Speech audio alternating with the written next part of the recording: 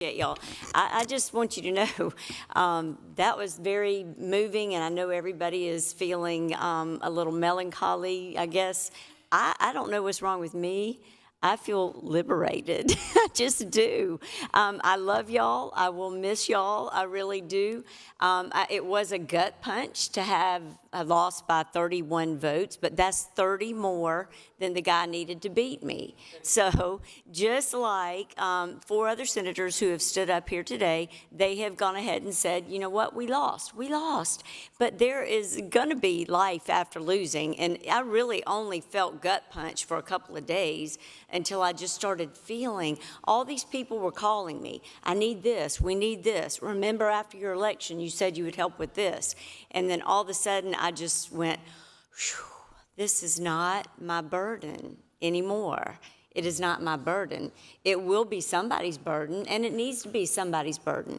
What I do hope is that we're going to have a lot more women that are going to run for office. We have a bunch that are running now in the general. Again, like I said to you before, I don't want any of my colleagues to feel like I want you to lose just because I want more women to run. But I do, however, feel like we need to have more of a balance, and not just women to men, Republicans to Democrats. Because one thing I have learned is if one party is in such extreme control, there is no room for negotiation. And why would you? You can't make great law when there's nobody willing to negotiate.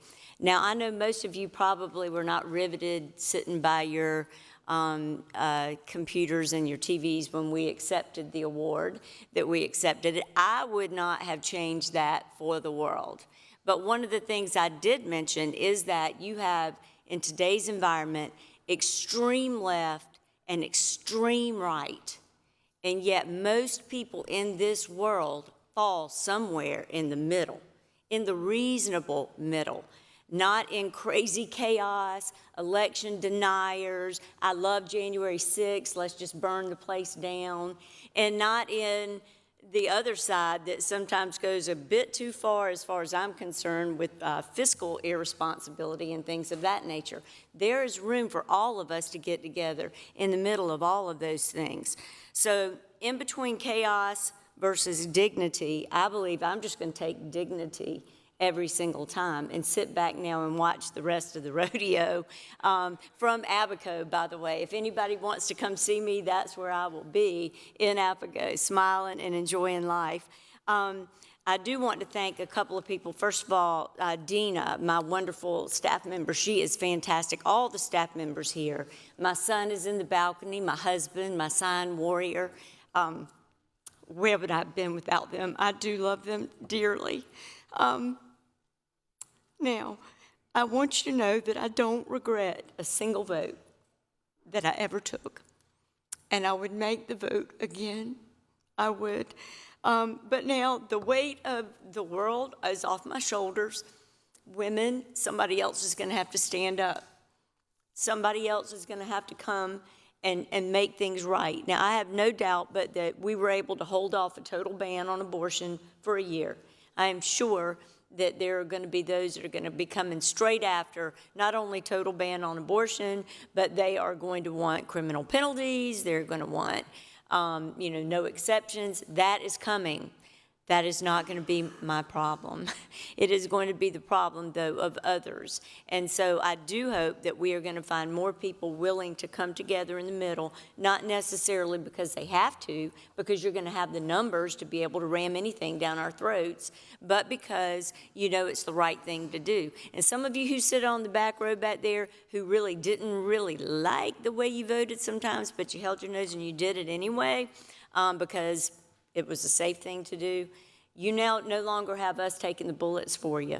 So if you really do feel the way I know that some of you do feel, you're going to have some tough decisions to make next year and to figure out exactly how you're going to handle it with those of us on the front line not taking the bullets for you.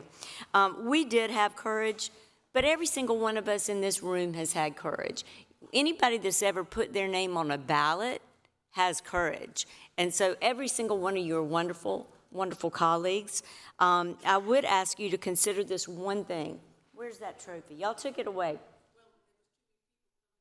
All right, well, it was a $38,000 trophy. She belittled it. I think she said 36. I think it was a $38,000 trophy.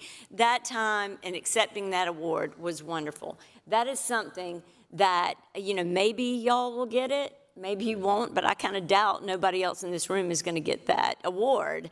And I think it's pretty special. And for those of you who don't, I want you to think, though, that there are going to be a lot of women and children who do think it's special. They do think that award is special. So for us to be told that there is not a place in the State House of honor for us to keep that trophy, to me, is an insult. So I do hope that at some point, if it's not going to be those of you who are in office next year, maybe the following year, the year after, that you will consider that we 5 sister senators, we will remain here in this body forever because of the things that we did during our period of time here. And that is something that whether you liked it or not, you ought to consider it. Y'all don't like to remove statues. I mean, I don't. I think that history is history. It is what it is. And maybe sure we were not, John C. Calhoun or anything of that nature, but still we did something here in the South Carolina Senate. And I do hope that at some point, those of you who control whether a trophy, since we only got one, can be put somewhere in the State House, I hope that you will consider that in our favor. I love each and every one of you. Thank you so much. Thank you. Thank you, Senator Charleston.